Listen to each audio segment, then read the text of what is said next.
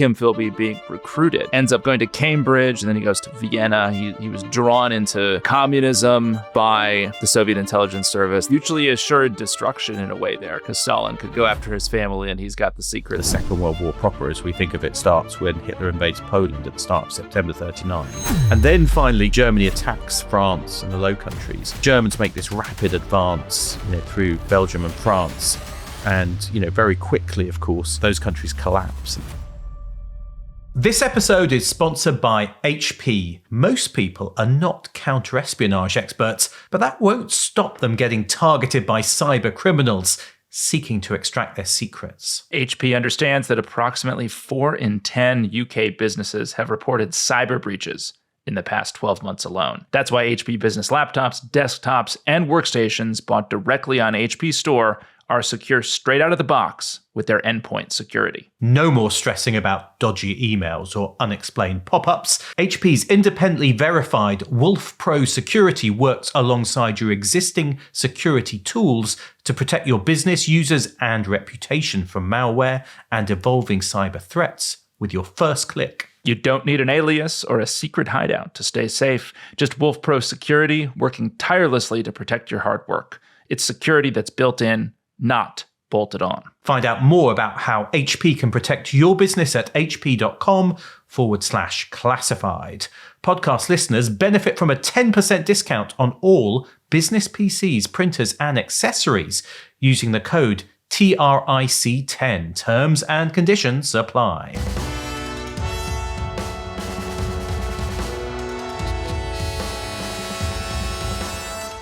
If I had to choose between betraying my country and betraying my friends, I hope I should have the guts to betray my country. Well, welcome to The Rest is Classified. I'm David McCloskey. And I'm Gordon Carrera. And that is, I think, a quite famous line, Gordon, written by E.M. Forster. Yeah. In what I believe in other essays. And it is very, I'd say, apropos of the story we are telling, really continuing today, because we are deep into the world of the young Kim Philby. And last time we looked at how Kim, who's this son of a very, very unusual father, to say the least, I think ends up going to Cambridge, and then he goes to Vienna. He was drawn into communism.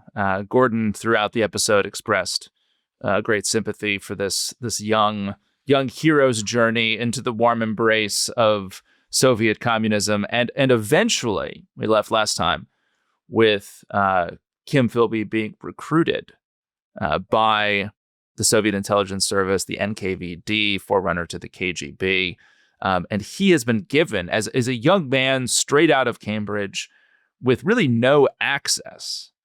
He has been given the task of penetrating the British state, but unfortunately, Gordon, This man who will go on to be one of the most important traders of the 20th century and build an entire spy ring, he's unemployed, isn't he? Which is a bit of a problem for his Soviet handlers. Yeah, that's right. I mean, he's been given this mission on the park bench of, penetrate the bourgeois institutions. But he is, he's back fresh from Vienna, and this kind of grad student, who's just kind of not really got a job and not quite clear how he's going to do it. And it is interesting because it is actually going to take him years to be successful. It's not a straightforward journey that we think about. But, the message goes back to Moscow with the news of this recruitment of an, interestingly enough, Deutsch describes him as a kind of insecure and shy young man. And Deutsch describes him as someone whose father was some kind of British agent in the Middle East. And Deutsch codenames him Sonny, a reference, to almost certainly to his more famous father. So I find it kind of funny for Philby. Even then, he's in his father's shadow. Even at the moment he's recruited into the Soviet Secret Service, he's being referred to in the context of his dad. And I think Deutsch, even though he's a brilliant psychologist, doesn't quite realize how determined and independent-minded Philby himself is. And Deutsch really just says, well, he comes from a peculiar family. His father is considered to be an expert on the Arab world. Interesting enough, Deutsch says, the father is an ambitious tyrant and wanted to make a great man out of his son. He repressed all his son's desires and his son was ready without questioning to do anything for us, and has shown all his seriousness and diligence in working for us. Interesting kind of portrait of how, his recruiter sees Philby. I guess he sees him as a bit of a blank slate that he can write upon, I guess, is the way he's describing this here, that the father had sort of made his attempt and yet he, in doing so, had repressed what Philby had desired. And now Deutsch, I guess, to put it differently, and maybe in the language of a recruiter, Deutsch can give Philby what he actually wants. Yeah, make him his own man. Yeah. And they pay him, I guess. Yeah, but £4 a week, paltry not much amount, I guess. Pretty much. Yeah. I mean, but you definitely don't get the feeling Philby's doing it for the money. I mean, that's not the motivation. No. But what it's interesting as well, his first instruction in terms of spying, because obviously, as we said last time, he's got no access to secrets at this point. His first instruction is spy on your father, because they're so convinced that his dad, St. John, is British intelligence agents. They're so convinced that because of the way he's maneuvering around in the Middle East around Ibn Saud, that he must be a spy, that they say to, young Kim, can you look at your dad's papers? But beyond that, the other thing that I think is the most famous thing about Philby is that it's not just him. There is going to be a ring of spies. And it's because Philby had said there were other sons of functionaries, which is the kind of communist translation, I think, for sons of people who are important, who are at Cambridge and who share Philby's views. So Philby has clearly said to Deutsch, I've got communist friends whose fathers are functionaries or, bureaucrats, senior people. And they say, well, can you draw up a list of contacts of people who who might be interesting? And this is what creates, the famous Cambridge spy ring. And the fact it's Cambridge and not, the far superior Oxford is basically just because it's Philby who's the initial recruit. And he puts maybe 17 names on the initial list. I think we still don't know who all of them are, right? Presumably that list did not survive sort of in the Soviet archives. Yeah, and it's interesting because, and of course, some of the people on the list might well have been approached and turned it down. So it doesn't mean there were 17 spies, but he's drawn up that list of who could they approach.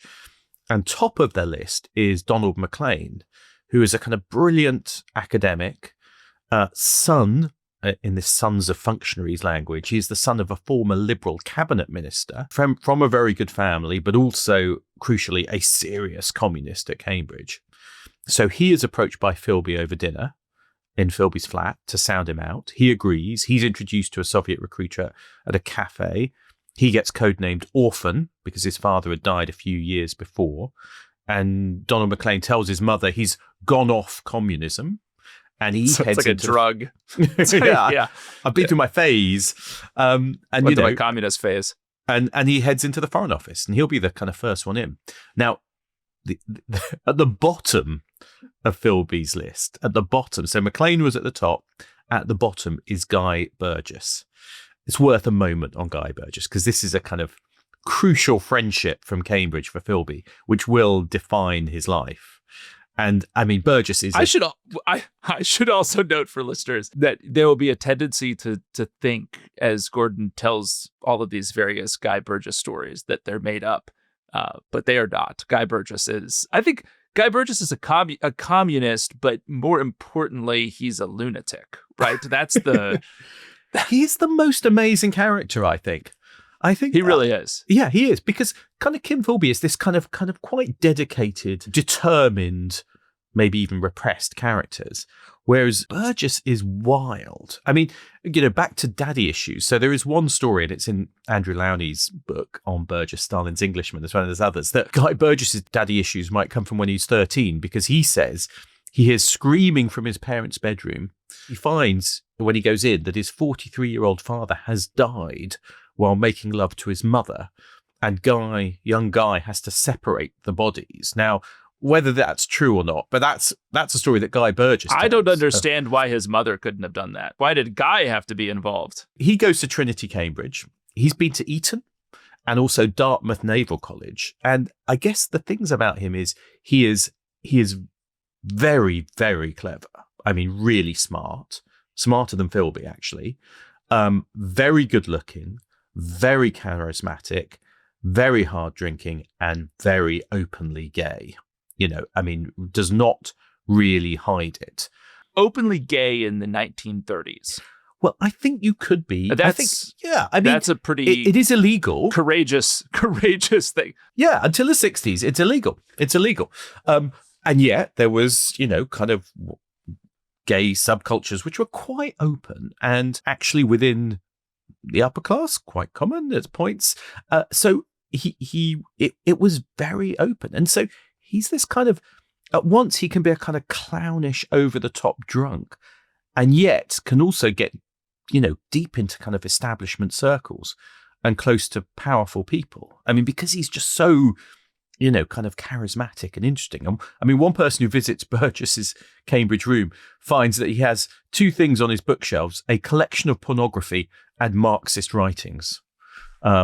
Yeah, you're just missing the gin. You're just missing the gin, and then you have the three loves of Guy Burgess's life there, yeah, right? All there.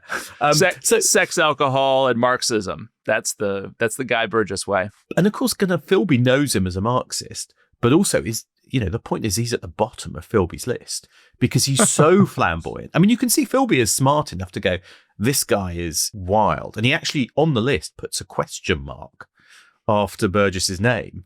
And, Philby's right, because in the long run, actually, Guy Burgess will help play a role in Philby's downfall. But they actually also clearly enjoy each other's company. They kind of get on. But the problem is Maclean and Burgess are friends. And when Donald Maclean seems to give up on communism, pretend it's a phase, Burgess is too smart to buy it. I mean, he's just immediately suspicious. And he starts to pester Donald Maclean and Philby. Come on, I know what's going on.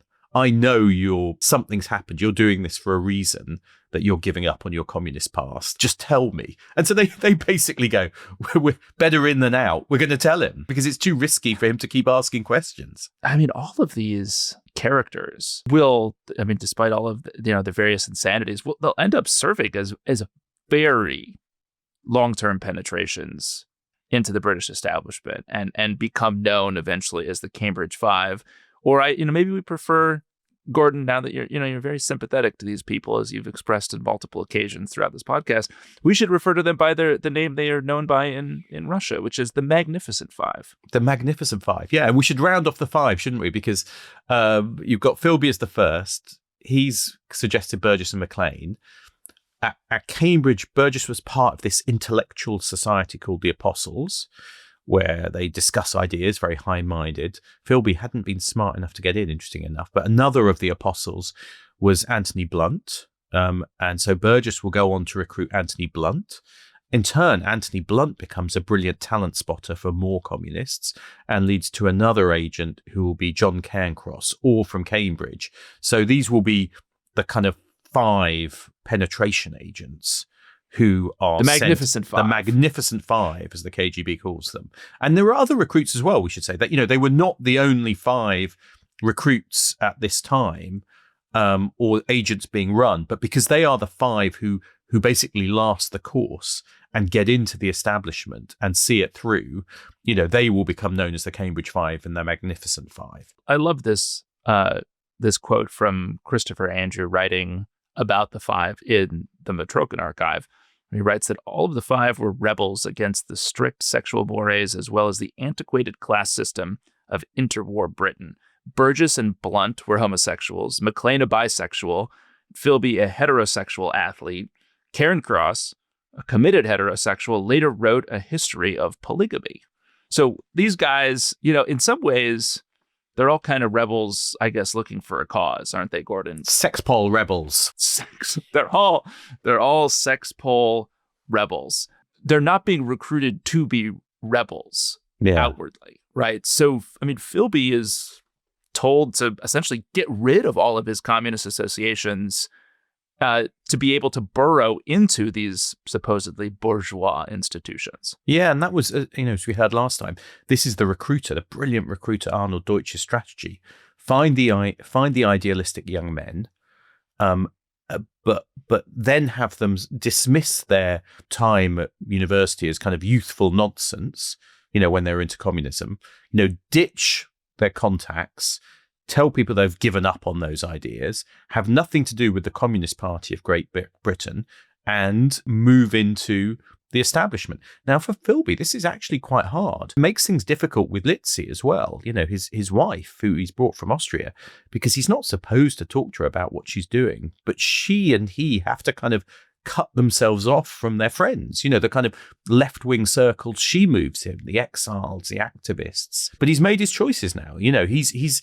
He's become, I think, emotionally dependent on his relationship with his, handler in the Soviet Union, and is having to ditch those other relationships. But he's still struggling. I mean, this is the thing that's so interesting about the Philby story is, he wanted to join the Foreign Office, but he pulls out because he's worried about some of the references he might kind of give away too much at this point. And his father's very annoyed about that because that's what his father had wanted for him. So, he's having these discussions with his handlers. What would be best to do? And they say, well, how else, if you're not going to penetrate the institutions as a kind of civil servant, what else do you do? The best fallback to build access and influence? What would it be, David? Journalist. Oh, see now we see, Gordon, your sympathy. Another another stinking layer in the onion of Gordon Carrera's sympathy for Kim Philby.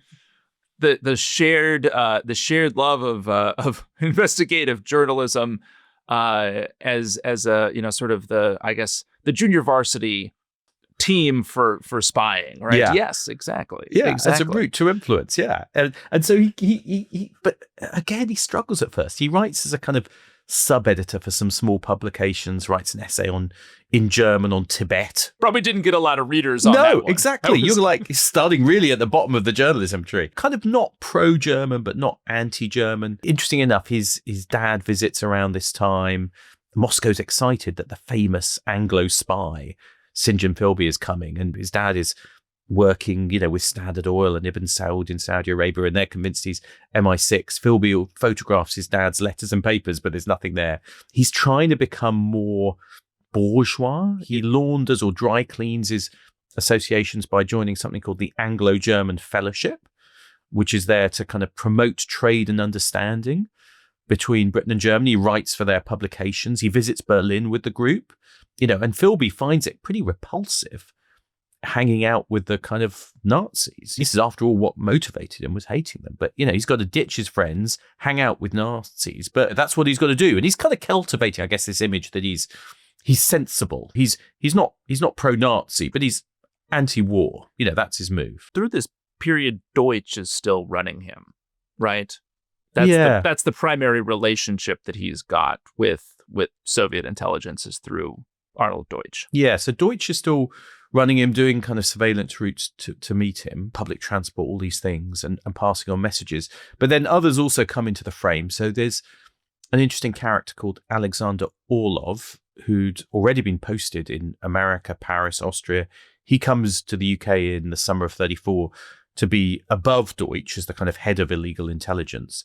His cover is actually as an American businessman selling imported refrigerators in Regent Street. And Philby and Orlov will meet as well, particularly as there's some worries that Deutsch might be under surveillance. So Orlov starts to meet him after Deutsch, about a dozen times over 9 months.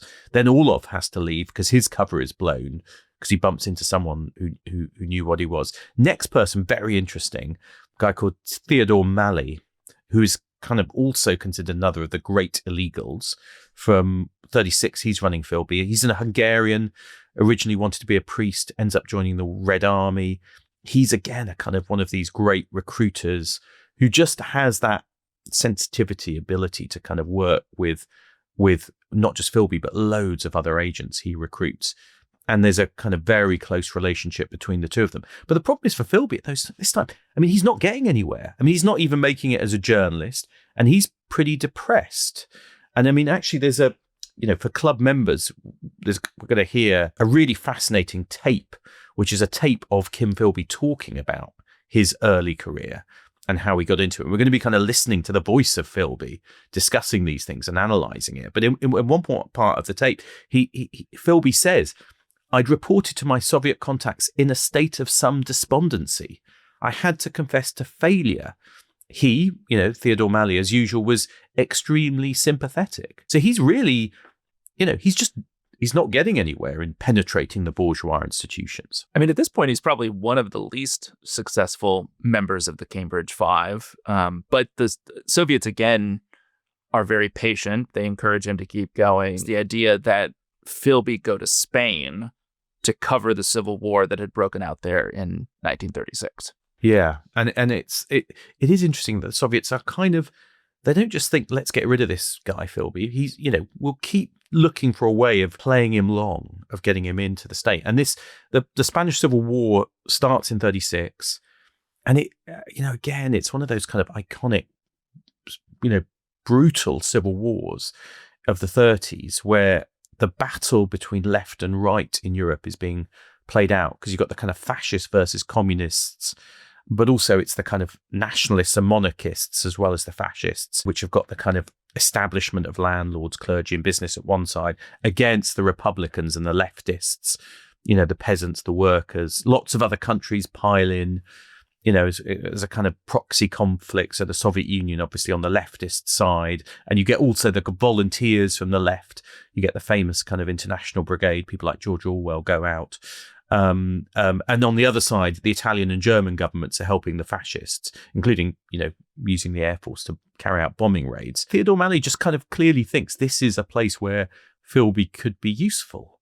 So February 37, they send him out as a freelance journalist, just with some letters of recommendation. And most journalists, go out to cover the leftist Republicans, people like Ernest Hemingway. But Philby, they send out to cover the right-wing forces. And it kind of makes sense, because if you're the Soviets, you want to collect intelligence on, the right-wing forces. You want him to report back on what he's seeing, developments, the array of forces on one side, support the nationalists are getting from Italy and Germany. Those are the kind of details that they're after. He's also given the mission, which again, it kind of just shows the remarkable things that the Soviets are going to ask him to do over the course of his career. Is one of his missions is to get close to Franco, who's the nationalist leader, get close to Franco and collect intelligence that would help with his assassination. So, get into his headquarters, log his security, sort of his pattern of life, who cooks for him, how does he live, what's the daily routine. And I mean, Philby even gets an order to actually kill Franco, which, in retrospect seems absolutely absurd. Mad. It's mad, isn't it? It's absolutely mad. I mean, he's a Cambridge undergrad with a year of journalism experience at this point, and he's being asked to assassinate Franco. Remarkable. I know. I think Theodore Malley, when he passes on the order, knows it's not realistic, but it's clearly come from some, probably from Stalin or someone, like, have we got someone who can do it? And it's just getting passed down the bureaucracy.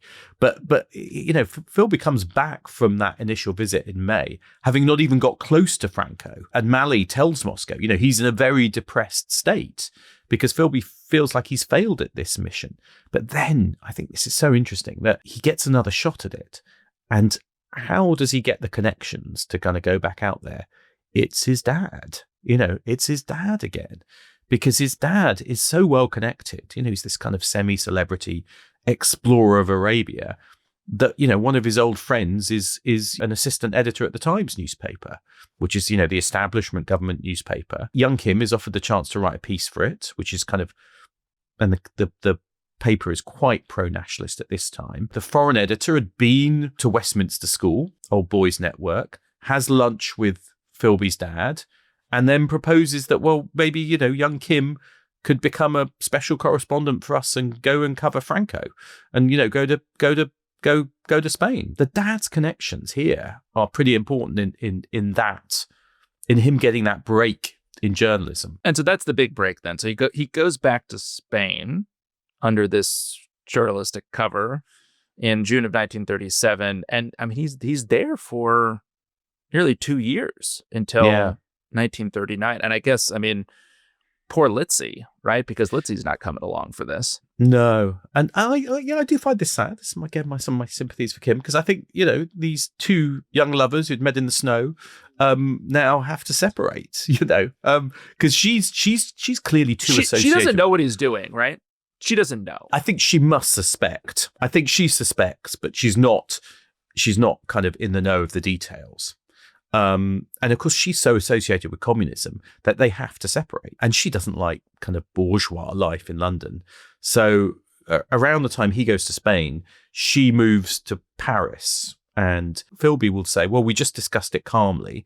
And I think they both realize they've got to sacrifice the fact they love each other or loved each other for the cause. Philby, he has a charm. I mean, he has a charm and a way with women, we should say. It's very interesting, but there's something, I think the fact that he's smart, idealistic, he's got a slight man of action to him, as we'll see. He's also got the kind of vulnerability of the stammer. He's pretty Is he successful. still stammering at this point? Yeah, Is he still stammering? Still stammering, yeah. So pretty quickly he gets into a relationship with another kind of interesting character called Lady Frances Lindsay Hogg, or who's known to everyone as Bunny, who is a glamorous divorced Canadian actress 10 years older than Kim, but who, crucially, is very well connected on the royalist side and is quite a fan of fascists. And the two of them kind of shack up together in Spain. And she's this kind of glamorous figure who all the kind of fascist leaders love. And so you can see that for him, hanging out with her and having an affair with her is also pretty useful. I mean, they're a kind of interesting, slightly odd couple. And I guess it allows him to get close to some of the, I guess, press or media officials in the Franco regime. And I guess a way to start putting some questions to those contacts on, I guess, military details, plans, and intentions. I mean, he's got to be a bit of an odd duck in the journalistic community in Spain, right? Because now he's got this girlfriend named Bunny. He's getting close to Franco. He's not covering the Republicans. So it does seem, I guess, a little odd. And then especially if anyone knew him, they would know that he had been a communist sympathizer back at Cambridge. So he's kind of an odd stew seen from the outside, right? When he's in Spain. Yeah. And it's interesting when you read the accounts, quite a few of the other journalists just actually think he is a British spy. They think he's working for British intelligence. And been told to infiltrate the fascist side. But yeah, he does quite well. Goes to the press conferences. You get the permission, you get a pass to go by car to the front lines of the war. 6 weeks after he arrives on this kind of second big trip, he gets an interview with Franco. By now, the order to kill him has kind of been rescinded. But, he's getting close to people, providing pretty useful intelligence. And then there's, an important moment in December of when he's out there in that first trip where he goes out to see the action at the front line. There's a convoy of cars. It's New Year's Eve, snowing. They approach a village near Teruel, if I'm pronouncing it right, in eastern Spain, so north of Valencia. They all get out of the car, the reporters. I mean, I've done this kind of thing, places. They wander around for a bit. Two of the journalists go back to the car, sit with a bottle of rum to warm up. Philby comes back to the car, and it had been his seat in the front, but someone else is now sat in the front. So, Philby says, it's fine. I'll get into the back of the car. They light up some cigarettes, open some chocolates. As a chocolate is being offered to Philby, there's a massive explosion. And it's funny because Philby later says he thought it was exploding chocolates. But actually, the car has been shelled by the Republican side. And the other three men in the car, one of them a Pulitzer Prize-winning American journalist, they are all going to die from their, wounds of that shelling. All of them, apart from Philby, will be dead. And, the fact that he'd taken the back seat is just that crazy bit of luck that the shrapnel from this shell goes, kills the other three and all the other seats in the car. But in his one seat in the back, he's protecting. He gets a slightly bloodied head, and that's it. Next day, New Year's Day, it's his 26th birthday, and he will always look back on that day and think he was lucky, and I think he was. Well, it gives him, I guess, something of a heroic shine, doesn't it? Because he's survived, he's been bloodied, he's this kind of brave war correspondent. I mean, I find this fascinating. He's given a medal by Franco, personally for surviving this attack. I mean, it gives you this sense, I guess, seen from the perspective of his Soviet handlers.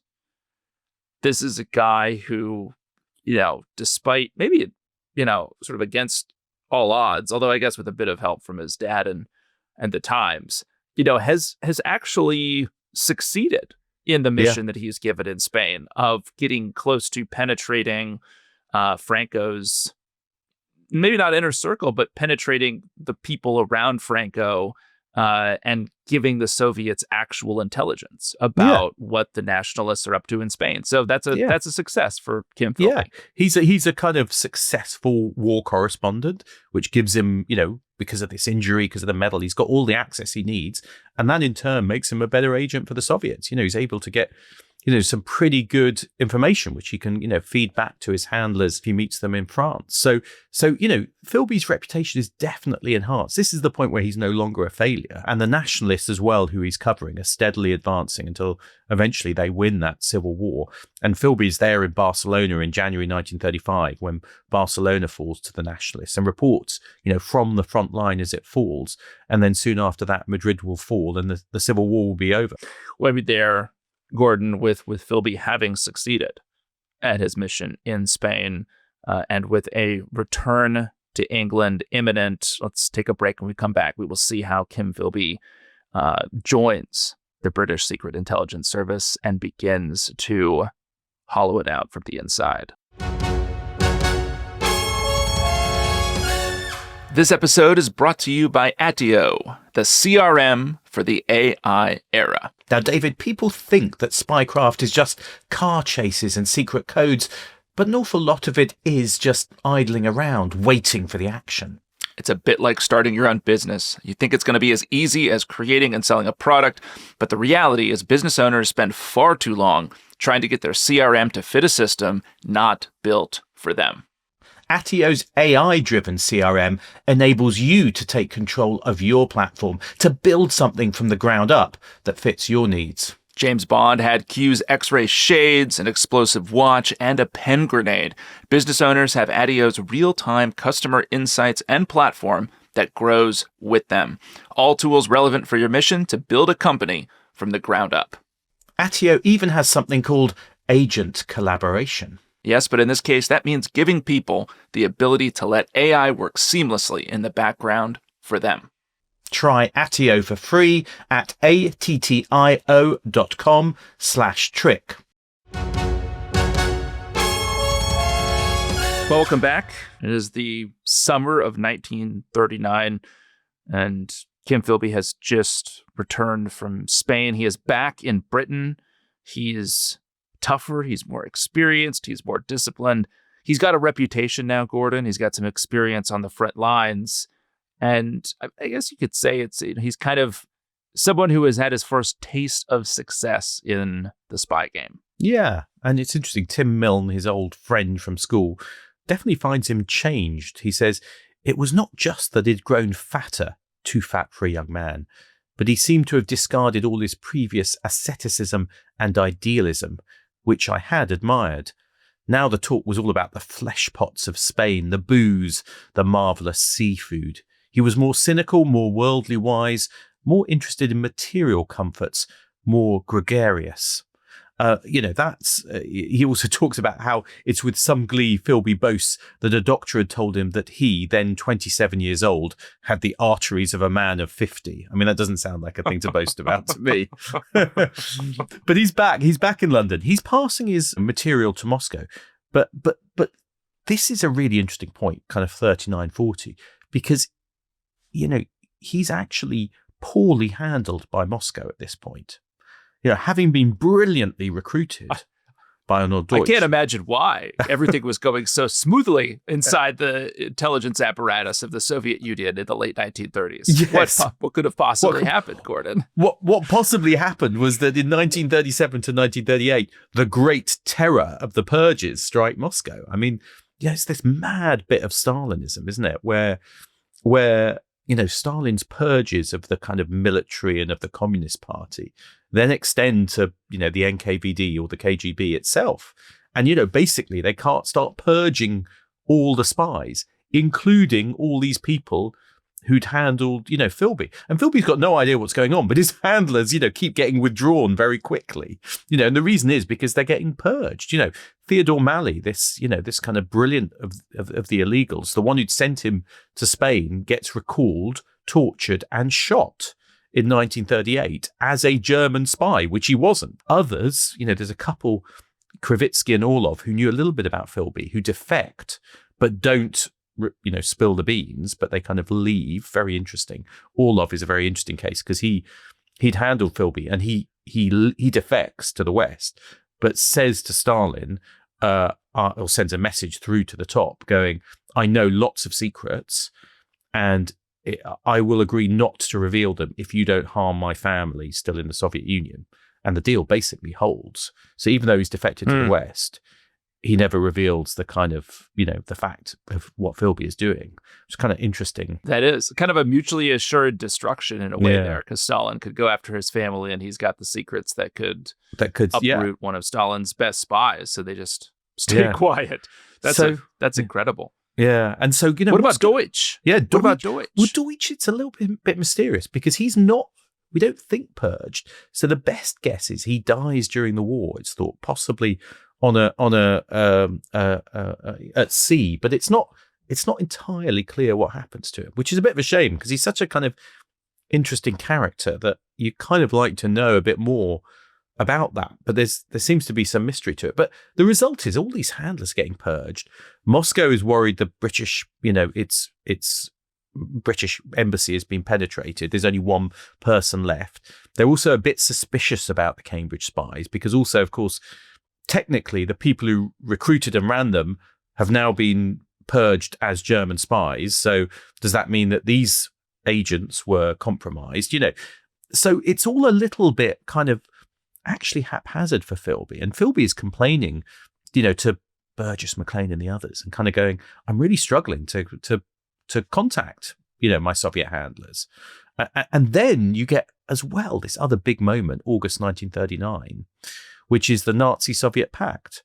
And I think this is so interesting, isn't it? Because this is when, Hitler and Stalin briefly make a deal that they're going to be allies. And you kind of think to yourself, well, how must that feel to someone like Philby, who anti-fascism had been his thing?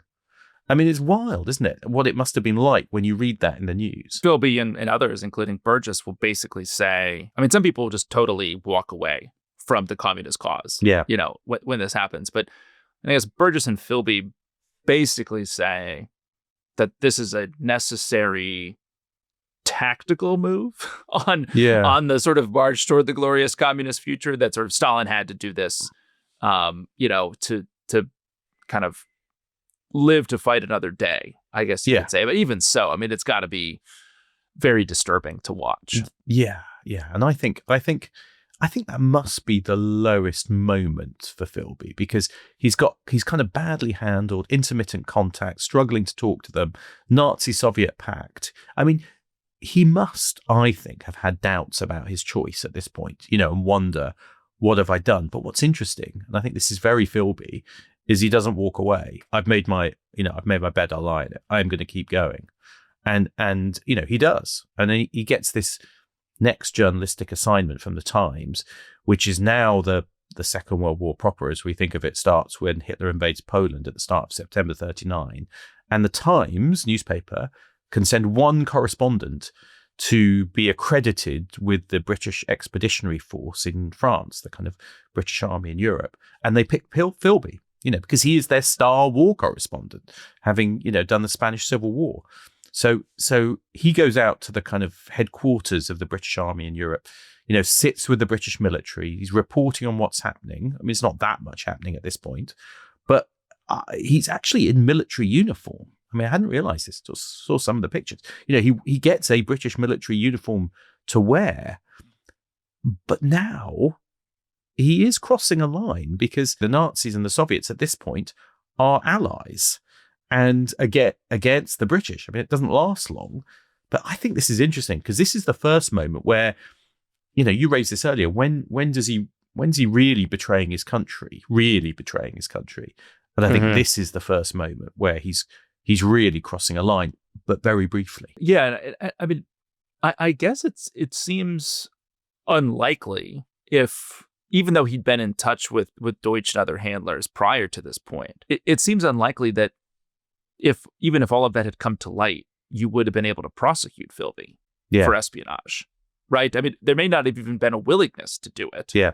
But there may not have been enough of a there to do anything about him at this point. And I guess if you think about it, it's, you're right. To this point in time, he has not.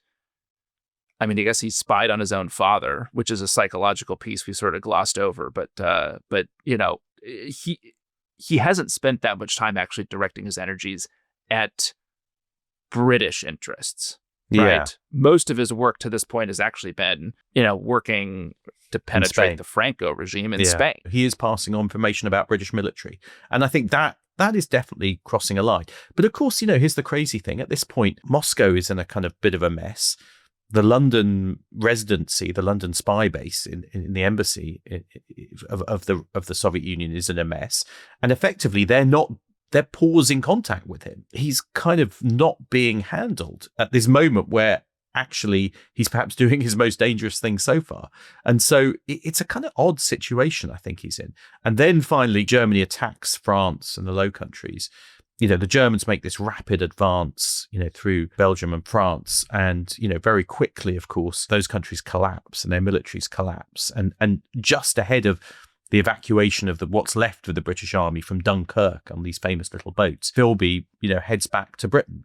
So, by the summer of 1940, he's back in Britain, but his relationship with the Soviets seems effectively to have broken down. He's struggling to make any contact with them. This is what this is remarkable, I think, and it shows the extent to which Philby was a sort of self-driven true believer, because even though his relationship with the Soviet Union is in shambles, and even though, by this point, the Moscow Center has kind of concluded insanely that the Cambridge network was not actually working for the Soviet Union and had been, controlled by enemies of the people, right?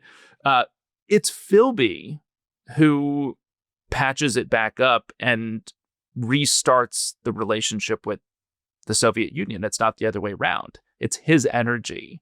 That brings it all back together, which again is just it's sort of another data point in how deeply committed he is to this cause. Yeah. So he's kind of trying to get Maclean and others to say, "Can you get me in touch?" And he's not getting much back, but he keeps the faith, because I think it is a faith. I think that's the point. And it's only actually after a few months that Moscow will respond to that, and that's because basically Philby himself is incredibly successful. And it's worth saying at this point, until now, the other Cambridge spies have been doing much, much better at penetrating the bourgeois institutions. Donald Maclean is at the Foreign Office and he's a rising star.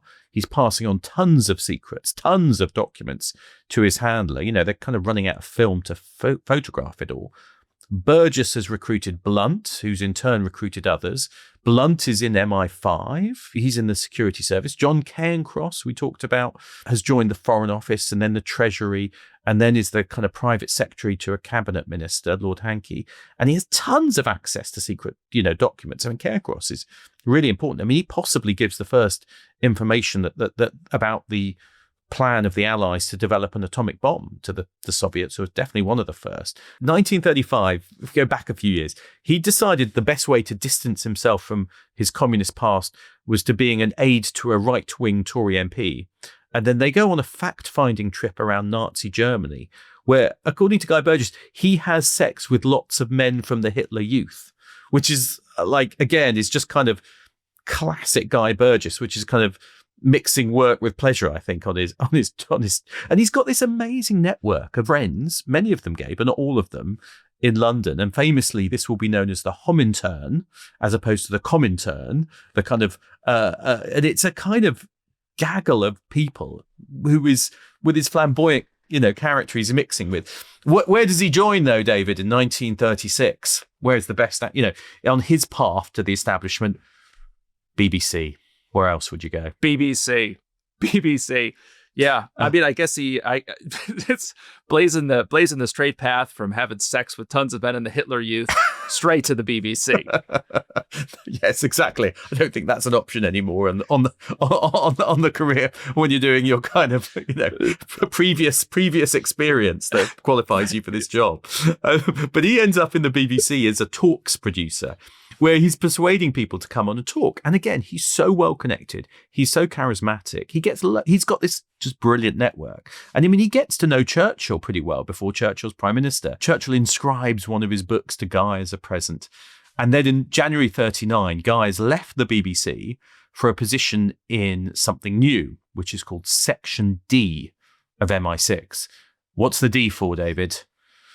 The D is for destruction. Destruction, yes. I mean, these guys. I wish we got to name sections this way of intelligence agencies. It reminds me, I think we did those episodes.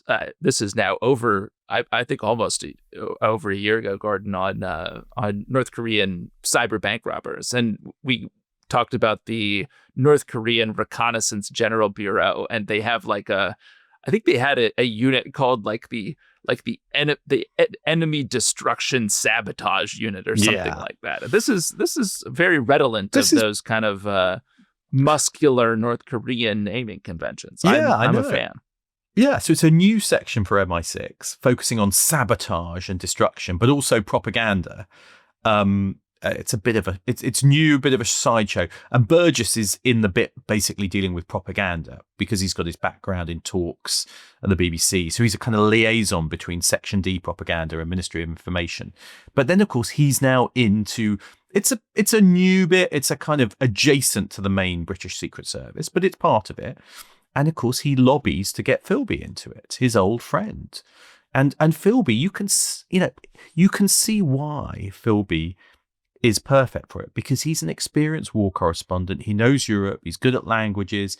He knows about the military. He's been embedded with the military in France, but he also knows about irregular warfare from having covered the Spanish Civil War. And, Philby has also been trying to drop hints with all his contacts in the previous months. Journalists and others love to do something for the war.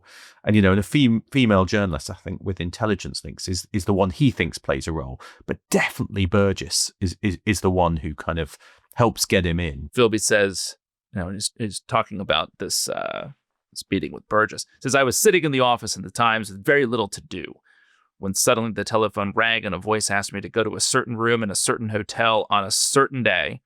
And I asked why. And they said, well, look here, it's rather special work we are thinking for you about, and please be as discreet as you can. Simply come to us and don't say anything. And so this is the connection that I guess Burgess helps facilitate for Philby to the Secret Intelligence Service that is going to really shape all of Philby's remaining life and legacy. Yeah, that's right. So, he has a couple of interviews at the St. Ermin's Hotel, which is still there.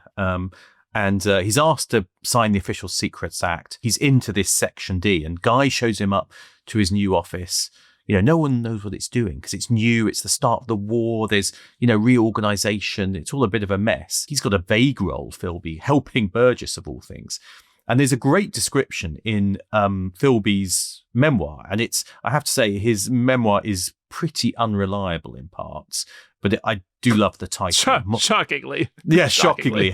Written partly by the KGB, but it is called My Silent War, which I think is a great title for his memoir. And he says, sometimes in the early weeks, I felt perhaps that I had not made the grade after all. It seemed that somewhere, lurking in deep shadow, there must be another service, really secret and really powerful, capable of backstairs machination on such a scale as to justify the perennial suspicions of, say, the French. But it soon became clear that such was not the case. It was the death of an illusion. Its passing caused me no pain.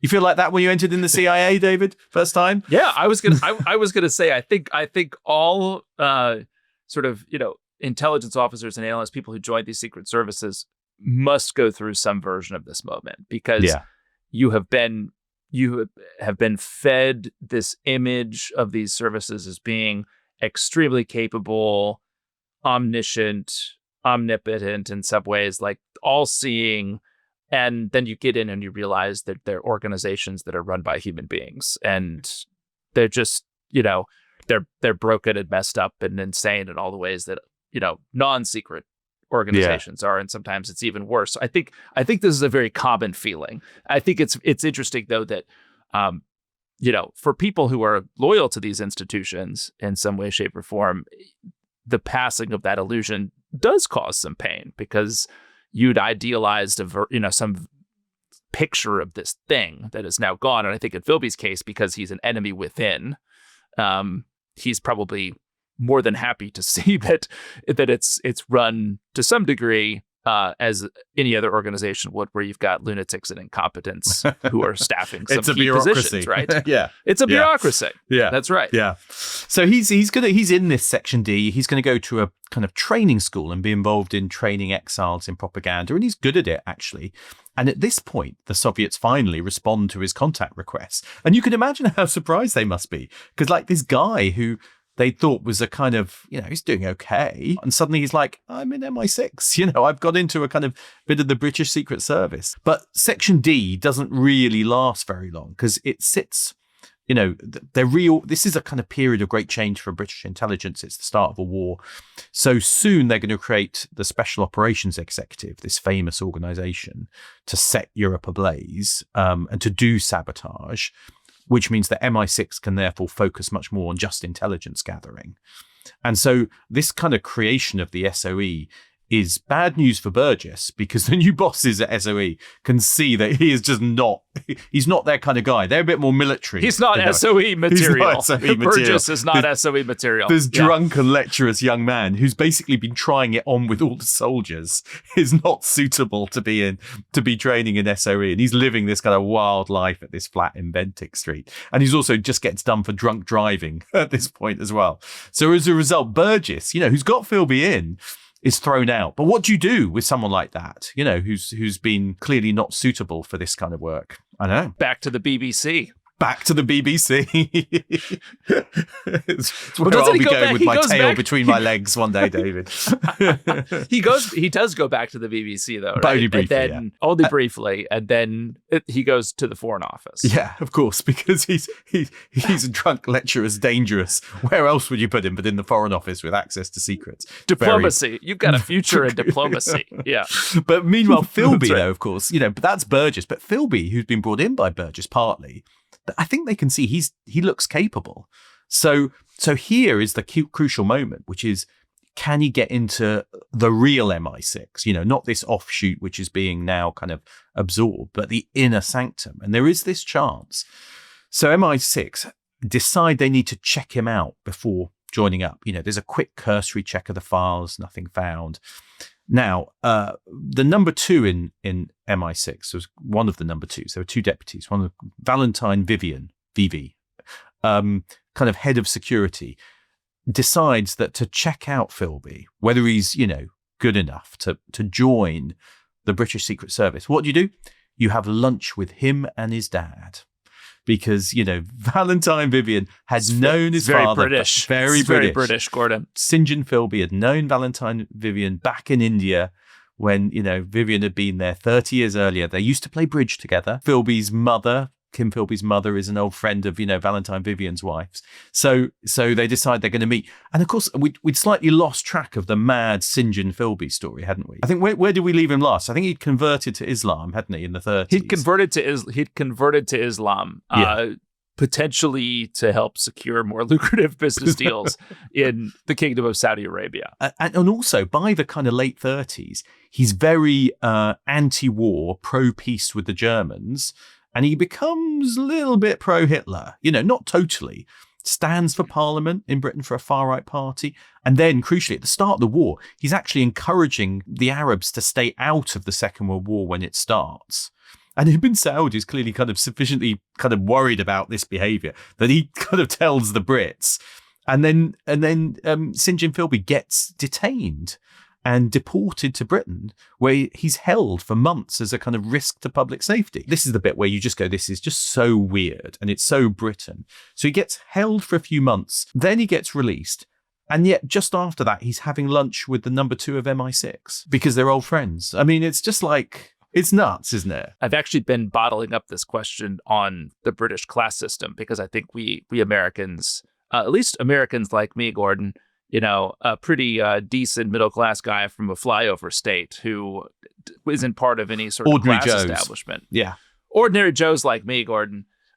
We don't get the class system, but I guess is this a demonstration of that class system in action here, where if you're kind of in, and I know St. isn't exactly in the upper class, but if you're kind of in, or if you know a few people who sort of vouch for you, that's enough. I mean, what is the best way to understand this dynamic that we've just seen here, where this guy, a bigamist who converted to Islam and who has actually been deported back to his home country from abroad because he is a threat to safety and security, winds up vouching for his son to join the British Secret Intelligence Service? Like, why does that work? That dynamic for us? Why does that work? So I think it's partly about class, although it's worth saying none of these people are like upper class. They're not the aristocracy, and they are kind of upper middle professional class, and they're not rich, but they are from a certain world where everyone knew each other. So I think the way to think of it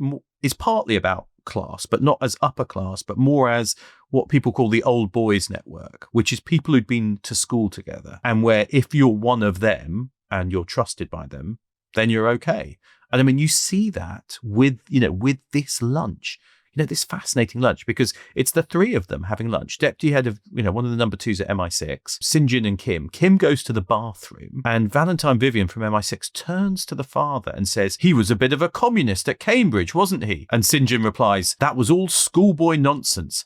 He's a reformed character now." And that is it. It's an astounding misjudgment on the part of the father. Exactly. Right? Because he probably actually believes it too. Yeah. Right. I mean, he's not covering up for his son. He genuinely thinks that it was schoolboy nonsense. Yeah. VV's got the stamp of approval. Yeah. And he's been vouched for by one of us. It's clear now. He's been told he was once a communist, and yet it's fine to employ him. And Valentine Vivian later says, I mean, I love this line as well.